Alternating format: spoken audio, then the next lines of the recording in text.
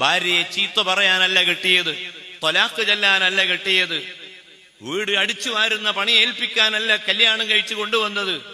അവളെ ഏറ്റവും മാന്യമായ രൂപത്തിൽ ശ്രദ്ധിക്കുകയും അവൾക്ക് ആവശ്യമായത് വാങ്ങിക്കൊടുക്കുകയും അവളെ ഉപദേശിക്കുകയും ചില യാത്രകളിലൊക്കെ അവളെ കൊണ്ടുപോവുകയും ചെയ്ത് ആ ഭാര്യയുടെ അവകാശങ്ങൾ പരിരക്ഷിക്കുന്ന വലഹുന്ന മിസ്ലുല്ലദി അലൈഹിന്ന, പുരുഷന് ഏതെല്ലാം അവകാശങ്ങളുണ്ടോ ആ അവകാശങ്ങളൊക്കെ സ്ത്രീക്കും ഉണ്ട്.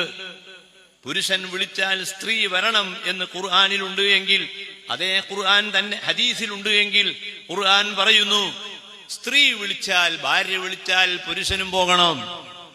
ഭാര്യ വിളിച്ചു, ഭർത്താവിനെ വിളിച്ചു, നിങ്ങളൊന്ന് വേഗം വരണം, നീ പറഞ്ഞത് കേൾക്കാനല്ല ഞാൻ എന്ന് പറയാതെ ആ ഭാര്യ പറഞ്ഞത് കേട്ടുകൊണ്ട് ആ ഭാര്യയെ സ്നേഹിച്ചും ഇഷ്ടപ്പെട്ടും കൊണ്ട് ജീവിക്കേണ്ടവനാണ് ഭർത്താവ് എന്ന മെസ്സേജ് ഈ ലോകത്ത് കൊടുത്തിട്ടുള്ള ആളാണ് ഹബീബ് റസൂലുള്ളാഹ്.